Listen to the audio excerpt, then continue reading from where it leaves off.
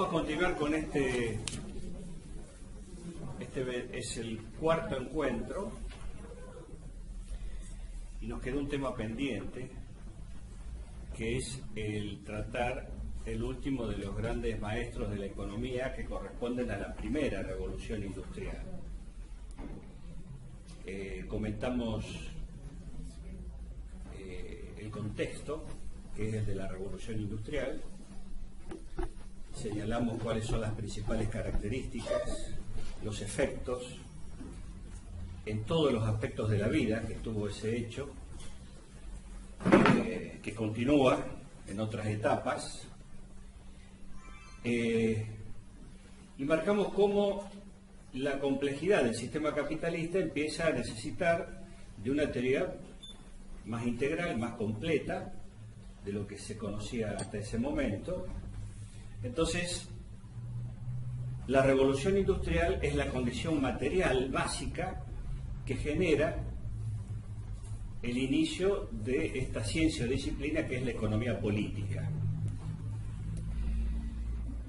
Y comentamos que, bueno, convencionalmente se utiliza la edición de la obra de Adam Smith, 1776, como el comienzo de la economía política. Mencionamos de Adam Smith algunas cositas, ustedes todo esto lo pueden ampliar con la bibliografía, pero fundamentalmente lo que señalamos es que Adam Smith es un precursor, que por ser un precursor hubo cosas en las cuales cayó en una idealización de lo nuevo que avanzaba, de esa revolución industrial, ingenuamente creyó que esa enorme cantidad de bienes que se empezaban a producir en cantidades nunca antes vistas iban a representar un beneficio para el conjunto de la población. Es decir, la tecnología, la ciencia aplicada a la producción iba a significar menores horas de trabajo, menos esfuerzo físico para todos. Esa fue una ingenuidad, porque había un pequeño detalle que se escapaba.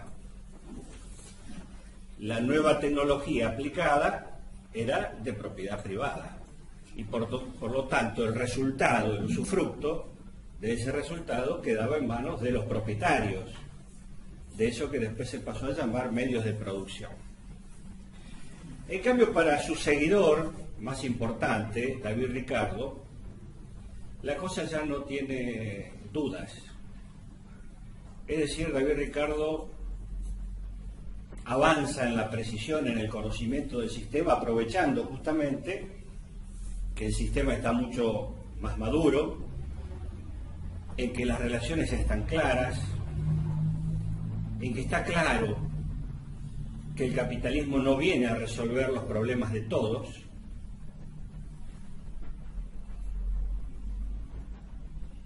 y por eso a partir de David Ricardo la economía política pasa a ser denominada burlonamente en ámbitos académicos como la ciencia oscura o la ciencia pesimista, porque realmente, si tenemos en cuenta la claridad y la dureza con que define David Ricardo algunos aspectos de lo que va descubriendo, por ejemplo, cuando dice: quien vive de su trabajo tiene por destino la miseria, como para que nadie se haga ilusión que trabajando, porque no es precisamente eso la forma de acumular la riqueza y el bienestar, ¿no? Pero además la dureza, como cuando explica el tema del salario, cuando se va preguntando y avanza en eso sobre los pasos precedentes de Adam Smith, y señala que el salario es una exacción, es decir, una acción violenta sobre el bolsillo del trabajador, y concretamente dice: es un robo sin disimulo al salario del obrero. A partir de entonces queda claro, nadie, y espero que de ahora en más nadie aquí del curso vaya a decir, me pagan por mi trabajo tanto. No, porque no te están pagando por tu trabajo. Te están pagando por el valor de la fuerza de trabajo y ese valor es el que tiene en el mercado.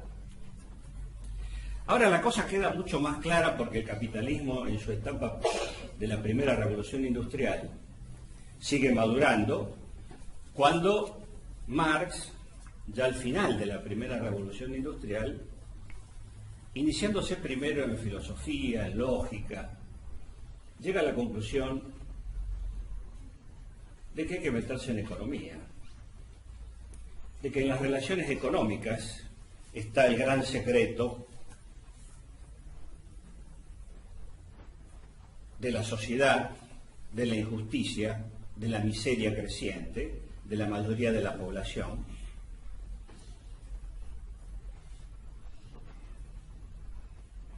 Y ya para Marx no solamente que no hay dudas, sino que él toma partido, y toma partido en la defensa de los trabajadores y en la crítica científica ahora demostrada, con números, con datos, con referencias, de cuál es la razón, la base de esa explotación del hombre por el hombre. Como decíamos el otro día, Marx pagó caro esto, porque fue discriminado, fue perseguido y pasó muchas necesidades él y su familia que se manifestaron con limitaciones, con peligros, hasta con hambre. Y al día de hoy sigue siendo condenado, porque según uno de los más importantes economistas norteamericanos del siglo XX, Robert Heilbronner, nadie hasta ahora estudió el capitalismo de una forma tan profunda y tan extensa, tan integral, justamente porque Marx analizó la esencia y no las manifestaciones en la forma del capitalismo. Como analizó la esencia, justamente sus conocimientos perduran y perdurarán mientras exista este sistema económico-social. Él no se perdió en el detalle de la manifestación, de la forma, del aspecto externo de las cosas, sino que fue la esencia. Y al ir a la esencia, precisamente, el capitalismo sigue, en esencia, siendo el mismo que cuando surgió. Cambian las formas, cambia cómo es el trabajador, cómo es el empresario, cómo es el obrero, cómo son las formas de la producción, la forma, pero no cambia la esencia. Marx, además, abrió la cabeza al conjunto de la sociedad,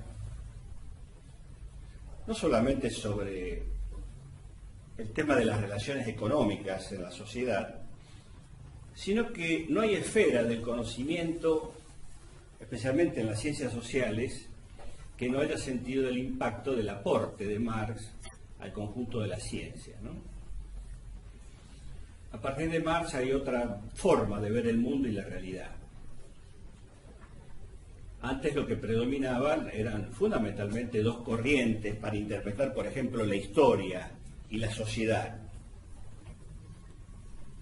La más antigua, la más elemental, una visión religiosa que atribuye el devenir de la historia y de la sociedad a un destino, a un misterio, es decir, a algo que no es accesible al conocimiento humano y que solo está en los designios de un ser supremo, que cada uno lo viste de cualquier forma, cada uno a su gusto, en las distintas religiones, pero que es quien determina cómo marcha la historia. Es decir, algo totalmente ajeno a la posibilidad del hombre de incidir. La otra versión, más moderna, es a la cual estamos más acostumbrados, que es la que surge en los libros de estudio de la primaria, la secundaria. En eso no ha habido grandes transformaciones, inclusive acá en la Argentina, ¿no? Por supuesto.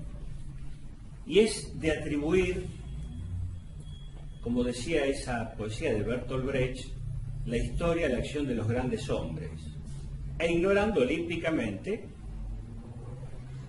el papel del trabajo y fundamentalmente a través de ello el papel de los trabajadores en la construcción y en el devenir de la historia.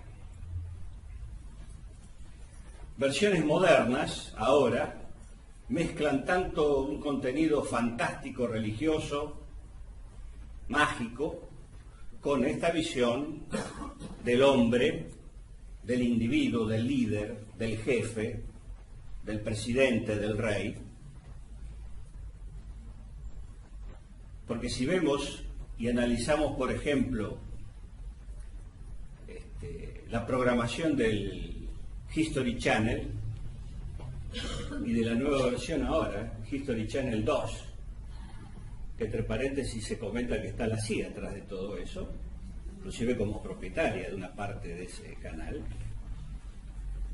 vemos que se vuelve a recurrir a estas cuestiones mágicas, fantásticas, milagrosas, y también la exaltación del individuo, de algún individuo, y ahora se atribuyen las grandes obras de la humanidad, las grandes realizaciones, el destino y la fuerza de grandes civilizaciones a alienígenas, a la acción de extraterrestres, a hechos mágicos.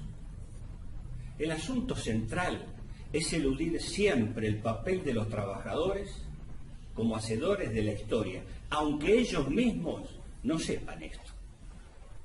Aunque ellos no lo sepan, son los hacedores de la historia. Porque son los, como dijimos el primer día, son los que producen todo lo que vemos, todo lo que tenemos. El asunto entonces es negar ese papel. A partir de Marx eso queda claro. No solamente hubo una transformación en la visión del mundo, de la realidad, de la sociedad, del hombre, del papel del hombre, etcétera, y con eso se abarcó el conjunto de las ciencias sociales, todas. Hoy nadie puede decir que se pone a estudiar alguna ciencia social y puede eludir a Marx.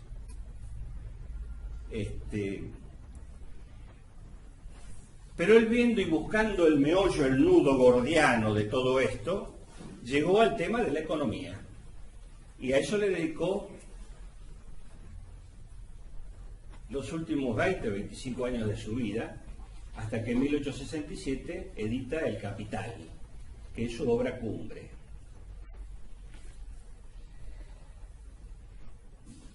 Bueno, hasta la propia estructura de ese libro, de esa obra de 3 grandes tomos, de la cual Marx solamente vivió como para ver y terminar claramente el primer tomo, hasta la estructura de ese libro tiene un contenido científico, una metodología, una forma científica.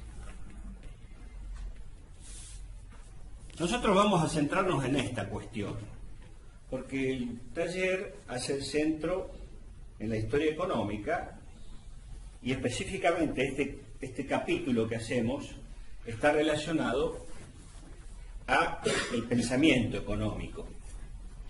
Entonces, vamos a ver solamente, y con muchas limitaciones de tiempo, pero vamos a señalar lo principal, el aporte de Marx al conocimiento de la economía política. Marx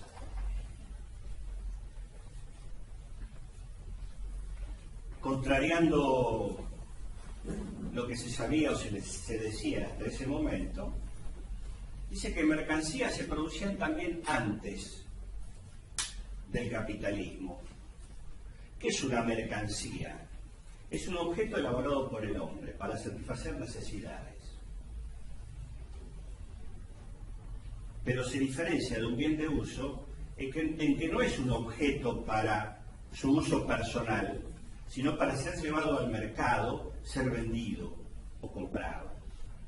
Por eso el nombre de mercancía. Entonces Marx dice que antes del capitalismo había producción mercantil y él la llamó simple, pero que a partir del capitalismo hay producción mercantil capitalista. Y empezó a señalar las diferencias entre una y otra.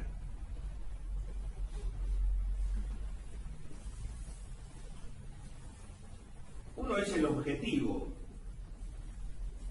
por el cual se diferencia la simple de la capitalista. Antes había producción de mercancías para satisfacer necesidades.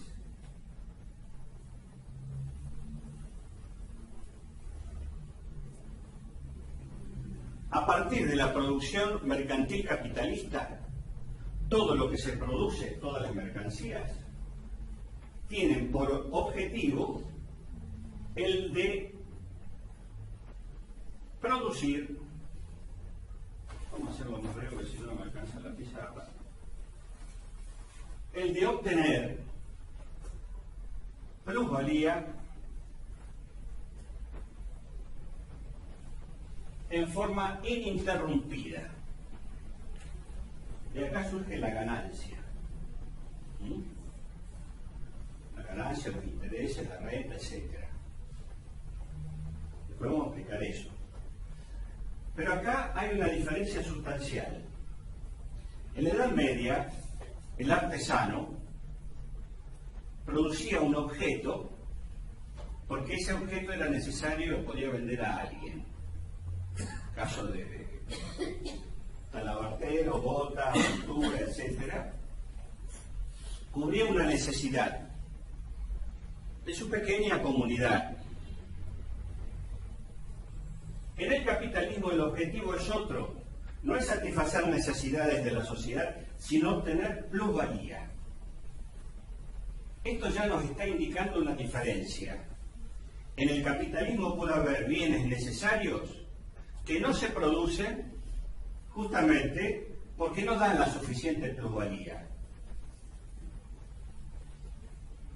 Y multitud de boludeces que se producen no para cubrir necesidades, sino que a veces las necesidades son creadas virtualmente a través de medios muy hábiles porque dan plusvalía. ¿Se entiende esta diferenciación? Otro elemento que diferencia una de otra es el tipo de propiedad.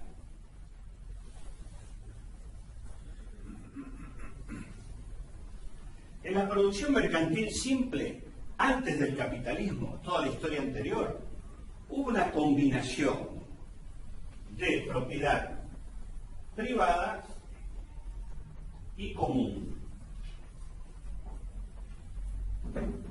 La propiedad privada surge hace 12.000, 15.000 años, depende de las regiones, los lugares, etc. Esta combinación estuvo siempre en lucha y en disputa, lógicamente. Pero había áreas en común, es decir, una llanura para el pastoreo, un valle, un bosque para la recolección de frutas, etc. Era compartido por varias comunidades y pueblos de alrededor, y era propiedad común. El capitalismo necesita siempre de propiedad privada, solamente propiedad privada. Es decir, trata de expandir la propiedad privada a todos los ámbitos de la realidad. Eso en Estados Unidos está llevado a su máxima expresión. Pero, por ejemplo, a partir del sistema capitalista, se convierte en propiedad privada la tierra, que era un bien en general en común. La fuerza de trabajo se transforma en una propiedad privada y en una mercancía. Y así se sigue avanzando.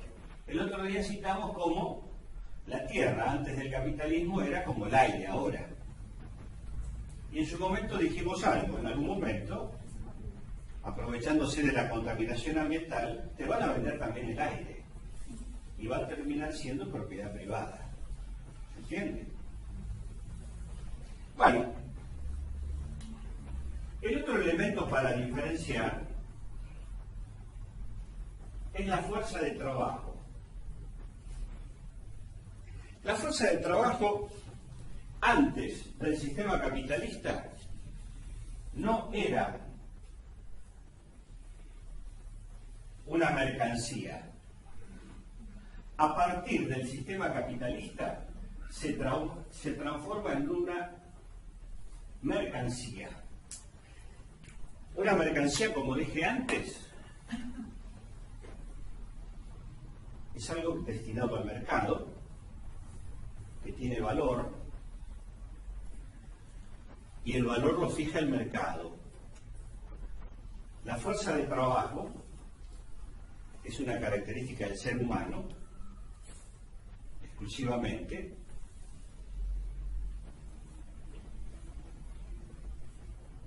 tiene por elemento que lo destaca el hecho que su valor varía, como con cualquier otra mercancía, de acuerdo a la cantidad existente. Cuando abunda una mercancía, su precio baja. Su precio baja porque es fácil de obtener, está abundando. Nadie va a pagar de más cuando algo es fácil de obtener. Cuando escasea una mercancía, su precio sube. Es decir, escasea, hay una disputa por obtenerla y eso eleva su precio. Lo mismo ocurre con la fuerza de trabajo. Cuando escasea, su precio, que es el salario, sube. Los empresarios se disputan la mano de obra, la fuerza de trabajo, la calificación de la misma, y se pelean, y el salario va subiendo en esa trifulca que se arma entre capitalistas por obtener la fuerza de trabajo, por comprarla.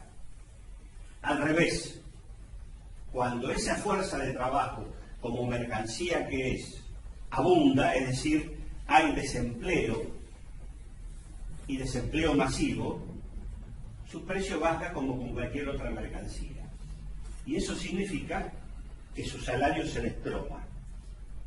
Esto nos sirve para ubicar perfectamente el motivo central de este desempleo creciente en la sociedad argentina actual, en función de que la fuerza de trabajo, de que el salario, es decir, su precio, baje sobre la base de aumentar la cantidad de desocupados existentes. ¿Se entiende esto? Es una política de Estado. Sí, sí, sí. Esto significa, y a raíz de esto, que en todo sistema capitalista, y esto lo señaló Marx, siempre hay desempleo. Y siempre hay desempleo porque esa es una necesidad de la rentabilidad de los empresarios.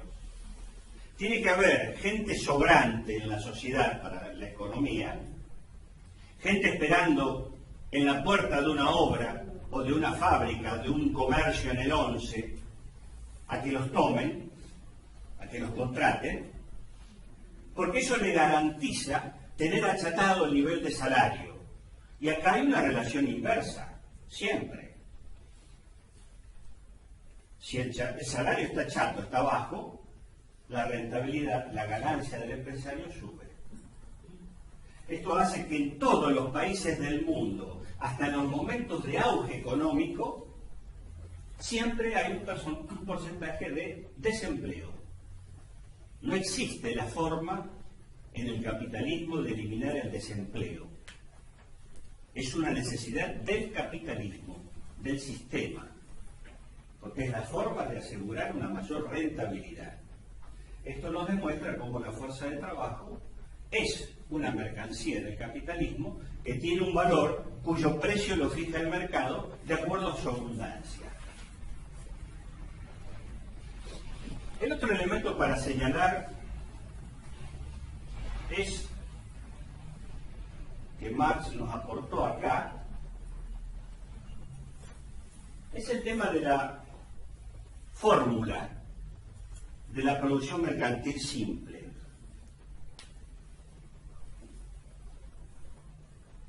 El artesano elaboraba una mercancía, la vendía en la plaza del pueblo y obtenía dinero. Con ese dinero compraba todas las demás mercancías que él necesitaba para vivir y su familia. La fórmula entonces de la producción mercantil simple es mercancía, dinero, mercancía, en donde por supuesto nunca la mercancía inicial va a ser igual a la final. Él, como está especializado en algo, solamente es talabartero, hace botas, entonces vende las botas y obtiene todo el resto de cosas que necesita con ese dinero en la venta para vivir él y su familia. En el sistema capitalista la cosa es al revés. El capitalista parte con dinero, adquiere fuerza de trabajo, es decir, contrata trabajadores, y adquiere medios de producción, materia prima, herramienta, instalación. Con eso, en su taller, en su fábrica, elabora una mercancía, la lleva al mercado y obtiene dinero. ¿Alguien elaborará una mercancía para obtener la misma cantidad de dinero que tenía al principio? Jamás. Esta fórmula, que es la fórmula general del capital, dinero, mercancía, dinero, en realidad es dinero, mercancía, dinero plus, dinero incrementado. Dinero, mercancía, dinero plus significa que esto, que tiene así la forma de un apóstrofe, de un acento, una cosa tan simple, tan vulgar, encierra la razón de ser del sistema capitalista, la causa de su permanente capacidad de innovar, de crear y de producir. Como señalaba Marx en el manifiesto del Partido Comunista de 1848, junto con Engels, cuando uno lo empieza a leer, se queda admirado por los elogios que hace el capitalismo. Comienza haciendo los elogios del capitalismo. Y claro, hasta ahora ningún sistema ha sido capaz de producir tanto, cada vez mejor, cada vez más, de mayor calidad, como lo hace el capitalismo. Y cuando uno indaga cuál es el motivo, cuál es el secretito que hay de esa capacidad mayor a cualquier otro sistema existente en la historia de la humanidad, hasta ahora ha sido insuperable en esa característica del capitalismo. El motivo y el secreto es la obtención ininterrumpida de plusvalía, como había dicho yo al principio, es la razón de esa capacidad gigantesca del capitalismo de producir cada vez más y mejor. Pero claro, lo que produce es exclusivamente esto, en función de esto. Hace ya bastante tiempo que se dice que está la vacuna para el SIDA. Sin embargo, los principales enfermos del SIDA, el principal continente donde el SIDA ha hecho estragos, es el continente más pobre de todos. ¿Tienen posibilidad de pagar una vacuna a los africanos? No. La plusvalía que se podría obtener se achica para los grandes laboratorios internacionales. Por más que sea una necesidad, es conveniente para los laboratorios internacionales que se siga consumiendo una batería de distintas pastillas que dan más ganancia que la posibilidad de una vacuna previsora, digamos. Es decir, acá está el secreto del sistema capitalista, de su capacidad de innovación, de creación. Uno se pregunta, de los casi ya 9.000 millones de personas que somos, de nuestra especie, en el mundo, como la definí el otro día, una especie plaga. Somos una verdadera plaga para el conjunto de la naturaleza. Se calcula que de los 9.000 millones, en cifras redondas, hay alrededor de 1.000 millones que tienen problemas de alimentación. Y llama la atención. ¿Qué ocurre que no se produce un cambio en eso? Que el capitalismo, con esa gran capacidad de innovación y de producción, no resuelve ese tema. Es que su atención está puesta en otra cosa, en la obtención de esto. Miremos qué capacidad tiene de innovar en electrónica y en informática. En informática no están sacando permanentemente nuevos modelos que requieren cambiar todo el equipo, nuevos programas, etcétera, software, que hay que cambiar todo. Ese es el negocio. Es decir, se invierte donde esto se garantiza en su máxima expresión. Esto no me interesa. Queda claro que entonces este es el secreto. La obtención de plusvalía en forma ininterrumpida. Bueno, acá tenemos también la fórmula general del capital. Hoy, el capital más desarrollado, más fuerte, el que hoy es el que manda, es el capital financiero. Y ha modificado esta fórmula general del capital de Marx. Porque el capital financiero, para obtener una enorme rentabilidad y quedarse con la plusvalía del resto de las formas del capital productivo, directamente no necesita producir nada, y ahora su fórmula es esta: dinero, dinero plus.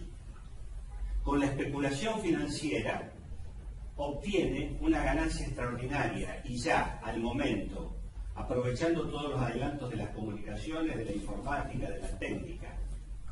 Es decir, es la forma del capital más parasitaria. Obtiene las ganancias más grandes sin producir absolutamente nada, simplemente con la especulación. A esa responde, entre otras cosas, el endeudamiento externo financiero de los países de la periferia.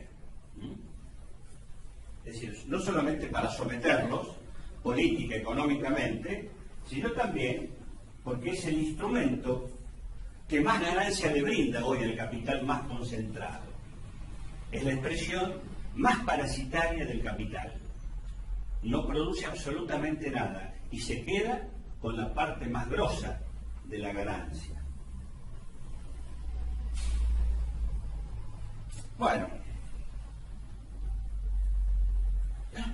vamos a analizar esto.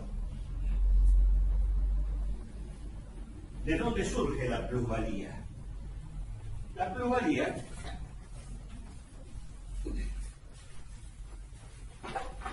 tiene una serie de características. Algo importante, solamente la fuerza de trabajo humana es capaz de crearla, de formarla.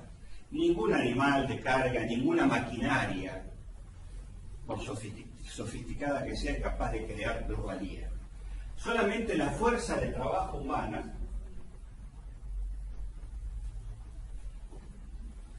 es capaz de crear plusvalía. Justamente, por eso es lo que hay que estudiar, es esto. Es decir, ¿qué secreto encierra esta mercancía? Eso ocurre con la fuerza de trabajo humana porque es la única capaz de crear un valor mayor que el que ella misma tiene. ¿Qué significa esto?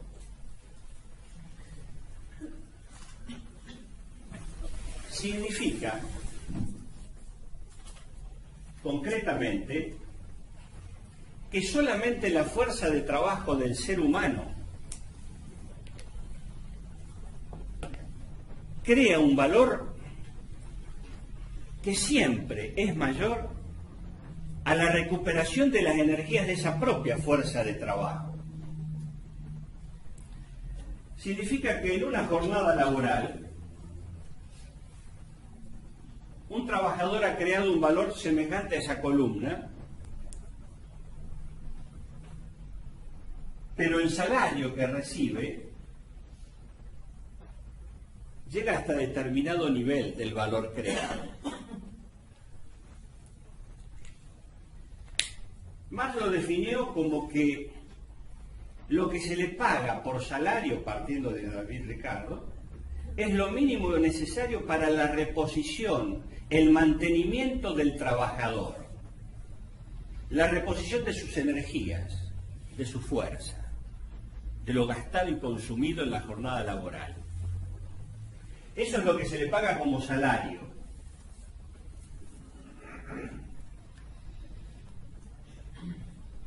Pensemos en un obrero de la construcción que construye viviendas. Los seres humanos necesitamos entre 2.000 y 3.000 calorías diarias. Promedio 2.500, pongamos. Eso depende de los climas, de los lugares. Y eso se completa con un buen guiso y con un vaso de vino. Si el capitalista puede, pagaría solamente por el valor de eso como salario. Pero en la jornada laboral, ese obrero, por más poco calificado que esté, es capaz de crear siempre un valor mayor. A él lo contratan por una jornada laboral completa, ya sea 8 horas, 10 horas, 12 horas, lo que sea. Significa que lo contratan hasta acá y no puede dejar de trabajar hasta ese horario. Pero está todo calculado para que en el transcurso de la jornada laboral, en determinado momento, él ya ha cubierto con su trabajo lo que le pagan de salario. El resto del tiempo lo sigue trabajando y no se lo pagan. Esa es precisamente la plusvalía. Es la parte del valor creado por el obrero que no se le paga al trabajador y se la apropia el capitalista.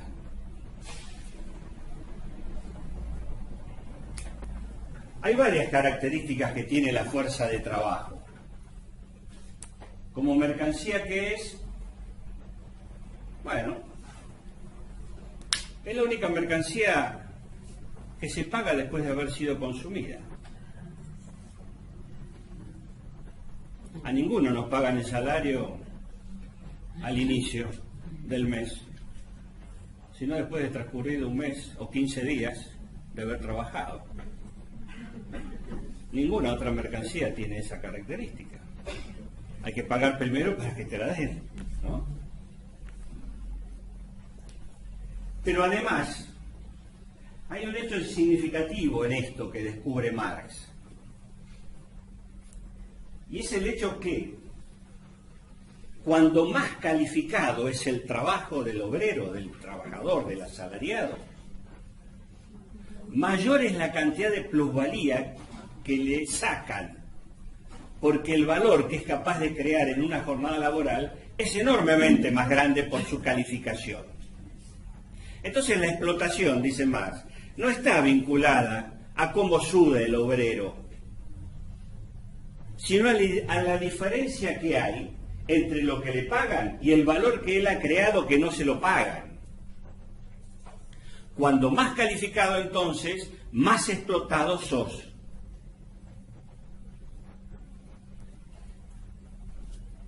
Esto entonces, con la calificación, se va achicando.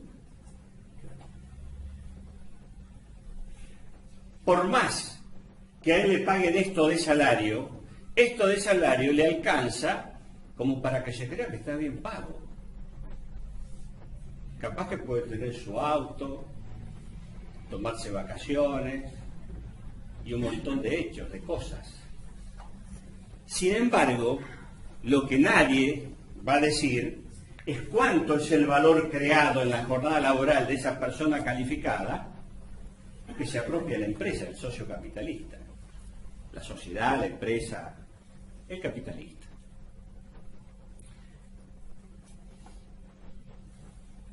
Comenté la otra vez de un estudio que se hizo años anteriores en Detroit, que ahora está en decadencia total, pero en su momento era la maravilla de la industria de autos en Estados Unidos, y un obrero calificado, que era ingeniero, y que controlaba. Ahora las empresas de automóviles están robotizadas. La Ford de General Pacheco está robotizada. Pero alguien siempre tiene que manejar eso. Entonces no es la máquina la que crea la plusvalía, sino ese obrero que maneja esa máquina infernal, esa computadora, ese robot. Bueno, en Detroit se comprobó que en los 20 primeros minutos de la jornada laboral, ese trabajador calificado cubría lo que le pagaban en salario. El resto, como lo contratan por 8 horas, 10 horas, 12 horas, es todo plusvalía, valor creado por él que no está incluido en el salario. Esto hace que atrás de esto se encierra una trampa muy grande, ¿no? Porque la mayoría de la gente esta relación no la tiene en cuenta. Considera que está bien pago en un empleo si el salario le alcanza para vivir más o menos dignamente. Eso significa que está calificado, o estando más calificado, significa que su plusvalía, el valor que produce y que no le pagan, es mayor, cada vez más grande. Esta es la razón del incentivo, de esa fuerza extraordinaria del sistema, que ha sido superior a cualquier otro existente en la humanidad hasta el día de hoy. Ahora, esto encierra una contradicción, porque así como el capitalismo, señala Marx, es capaz de mostrar esa enorme capacidad de producción y acumulación de bienes y de riquezas, esto es lo que genera una distribución totalmente inequitativa del resultado del obtenido.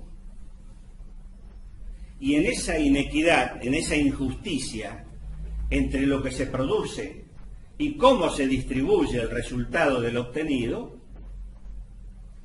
está la base de toda la conflictividad social, política que existe en la sociedad humana. Esa contradicción genera roces, genera peleas, genera luchas que se manifiestan en paros, en huelgas, en manifestaciones, en revoluciones, en guerras, en conflictos de guerras mundiales. La esencia entonces de esa conflictividad en la sociedad capitalista reside en la inequidad del reparto del resultado de esa enorme capacidad de producción que tiene como nadie. Entonces el capitalismo tiene esa ambivalencia. Esa ambivalencia. ¿Qué necesita el capitalismo para persistir como sistema?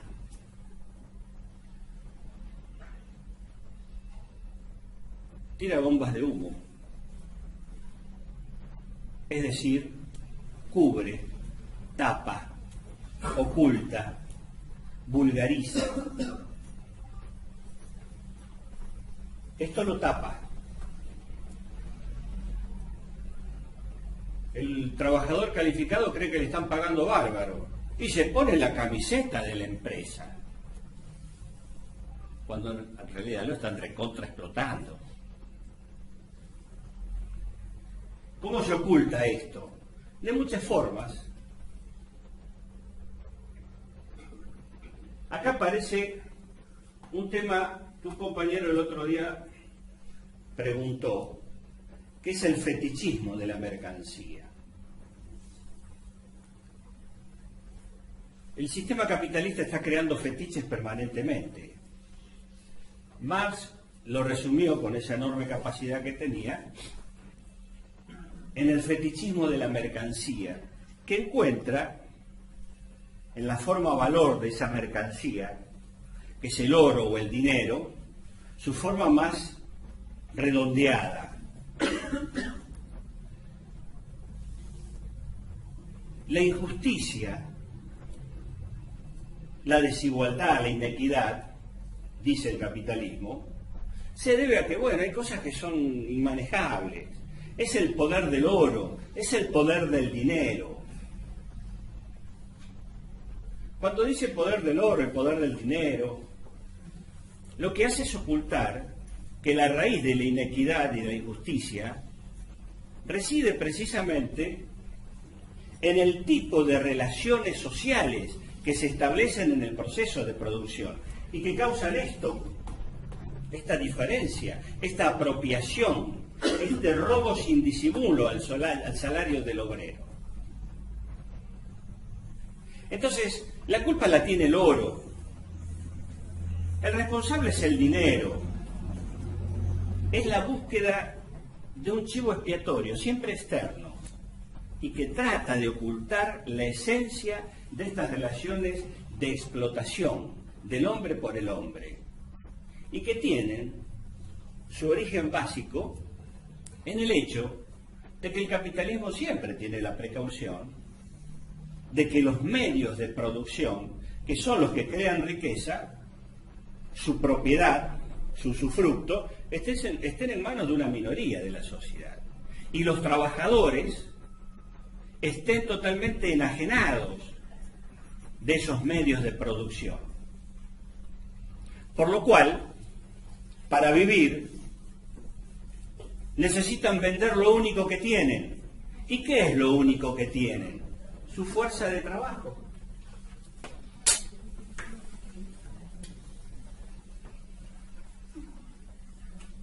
Esto es lo único que tenemos los asalariados, los trabajadores.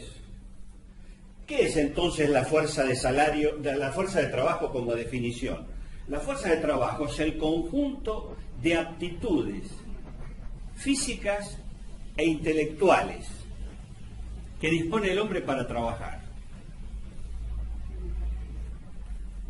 Eso convertido en una mercancía. Si no logramos vender esto, no tenemos de qué comer. No solamente quedamos desocupados, sino rápidamente somos marginales, es decir, estamos fuera de la sociedad. Hay que tratar de vender esto. Una forma, es decir, estudiar, obtener una cartulina, un título de algo, que yo lo pueda mostrar cuando voy a vender mi fuerza de trabajo. Y decir, miren, tengo este título, sé hacer esto, esta institución lo garantiza, por lo tanto, quiero un salario un poquito más alto. Ahora, si no logramos vender eso, estamos en la lona. Por eso Marx señala en El Capital que el obrero moderno, el trabajador, el asalariado, es más esclavo que el esclavo de la antigüedad. Porque al esclavo de la antigüedad, para que produzca, para hacerlo trabajar, había que tirarle un plato de comida al día, cubrirlo con algún trapo y ponerle algún techo. El capitalismo logró lavarse las manos de todos esos compromisos. Y esto aparece en los albores del capitalismo industrial con las revoluciones burguesas. Los derechos del hombre y del ciudadano. Sos libre. Es decir, no estás atado a un señor, a un dueño tuyo que te tiene y está obligado a alimentarte. Tenés derechos, están escritos en la ley. Ahora, eso sí, nadie te garantiza el plato de comida. Sos libre también para cagarte de hambre.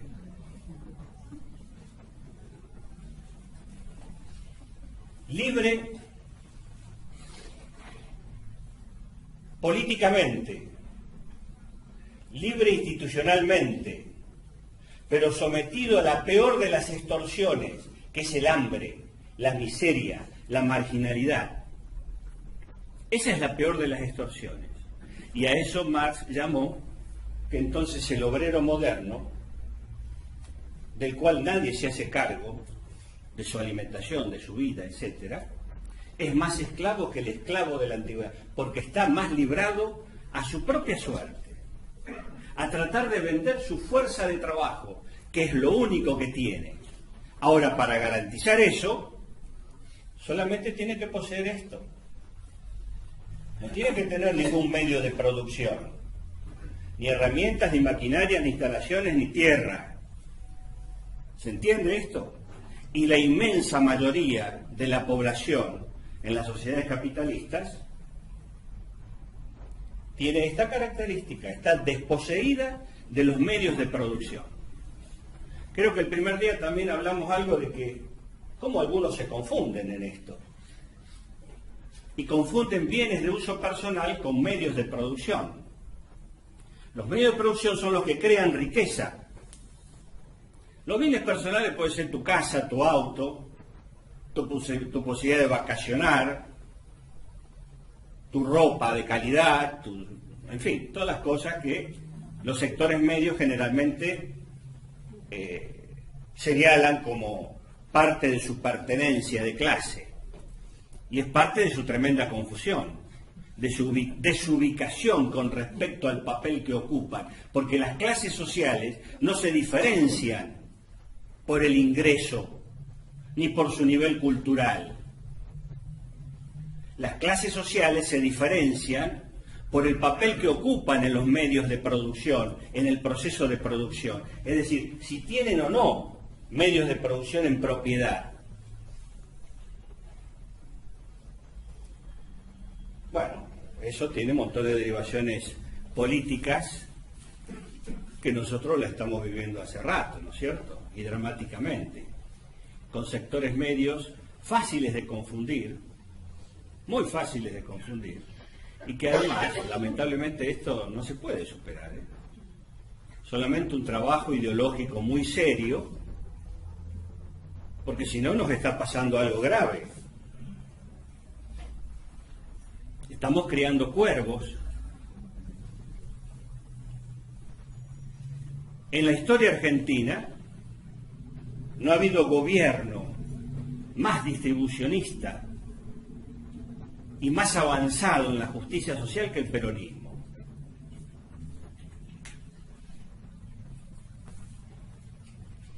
El peronismo ha promovido una elevación permanente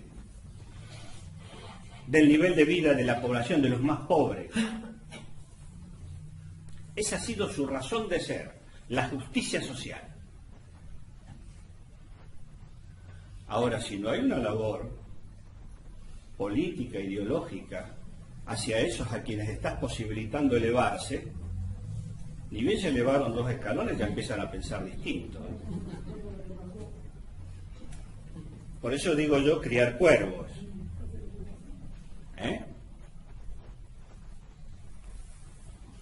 Y esto es grave, porque alguna vez va a haber que aprenderlo.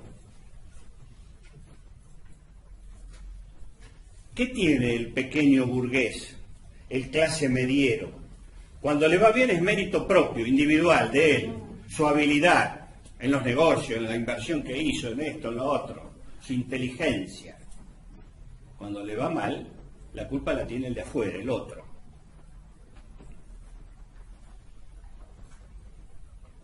En eso hay que incidir políticamente e ideológicamente, porque si no, vamos a estar entonces en un círculo vicioso en el cual desarrollamos el ascenso social en determinados sectores para que después nos den la espalda y se llenen de prejuicios y sean el blanco favorito del objetivo político de los sectores del privilegio, que dominan los medios y las formas para lavar cerebros masivamente, cuando nosotros no las tenemos.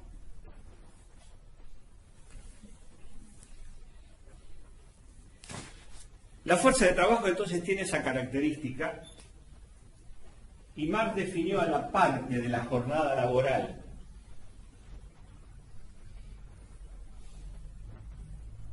tiempo de trabajo necesario, es la parte de la jornada laboral en que el trabajador produce el equivalente de su salario. Ahora, el resto lo llamó tiempo de trabajo excedente.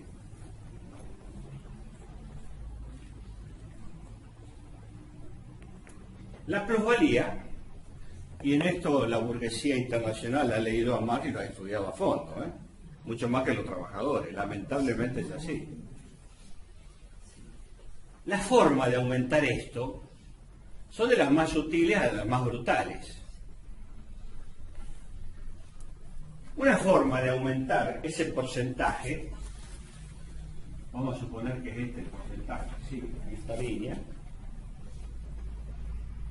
salario, plusvalía. Una forma de aumentar que han tenido brutal y que aquí se aplicó con dictaduras es alargar la jornada laboral. Es una forma. La necesidad también lleva a eso.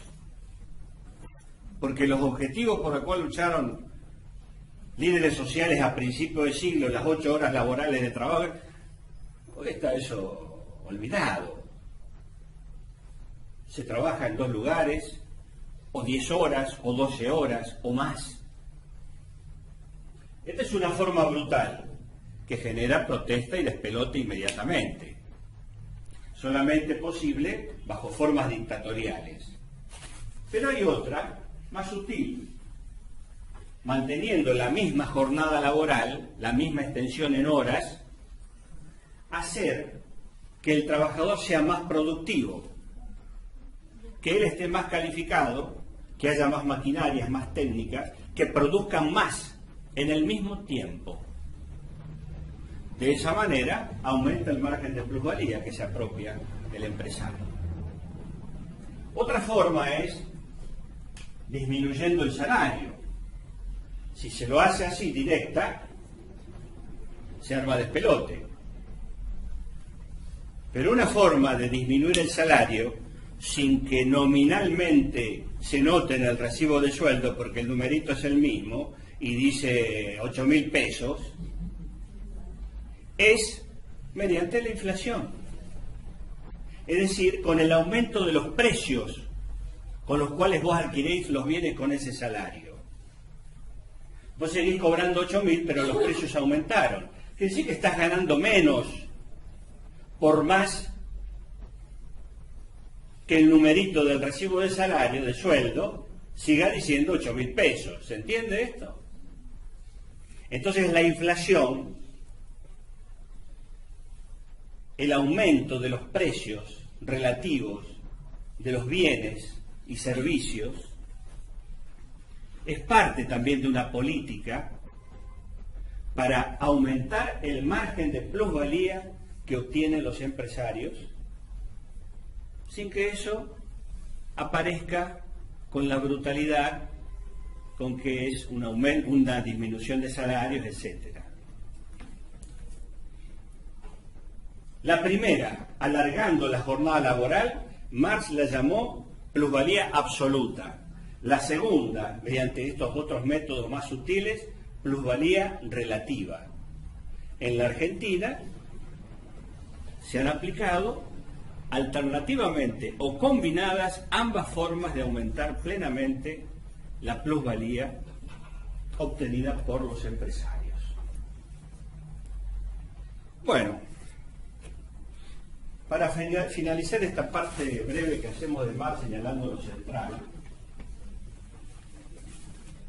señalamos que cualquier mercancía tiene valor y encierra tres componentes. Bueno, esos componentes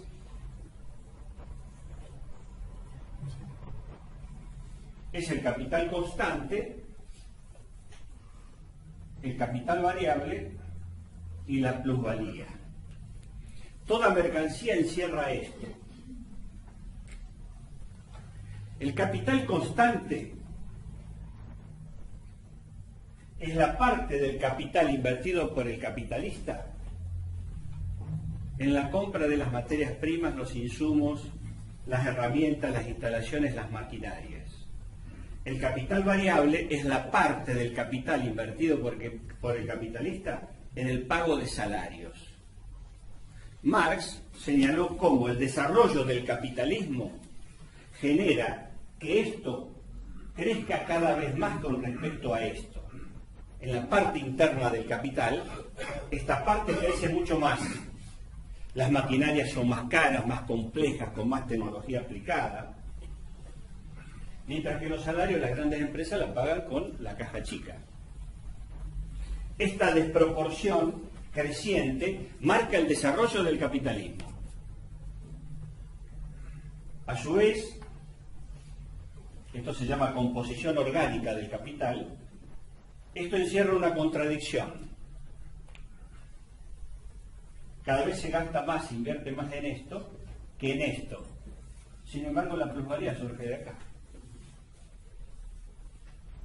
Esto crea también contradicciones en el sistema capitalista, que es un sistema plagado de contradicciones. En todo caso, nuestra habilidad tendría que ser aprovechar esas contradicciones para que un día la tortilla se vuelva, como decían los republicanos españoles. Es decir, para cambiar la cosa. Mientras tanto, esto es cada vez más así. Un comercio simple de otra época, instalaciones pocas, salario estaba más equiparado. Pero hoy en día, pensemos en un shopping, las instalaciones, el aire acondicionado, la iluminación, los estándares, todas las cosas. Comparado con lo que se gasta en salario, no es nada, es cada vez menos lo que se gasta en salario. Es decir, crece cada vez más la composición orgánica del capital. A esto, que es el capital invertido por el capitalista, se suma lo que obtiene, que es la plusvalía. Toda mercancía encierra esto, estos tres elementos. Esto es una mercancía, encierra eso. Aquí están contenidos esos elementos que muestran una determinada relación social. ¿El fetichismo cuál sería? Echarle la culpa a la mercancía y no al tipo de relaciones sociales que se establecen en la sociedad capitalista.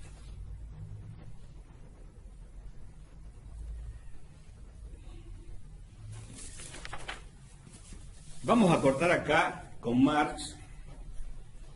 Por supuesto que esto sería un tema hasta de una charla exclusiva o de un ciclo, de un curso exclusivo, porque nuestro objetivo es destacar aquellas cuestiones centrales, porque el centro es ver cómo esto se manifiesta en la historia argentina.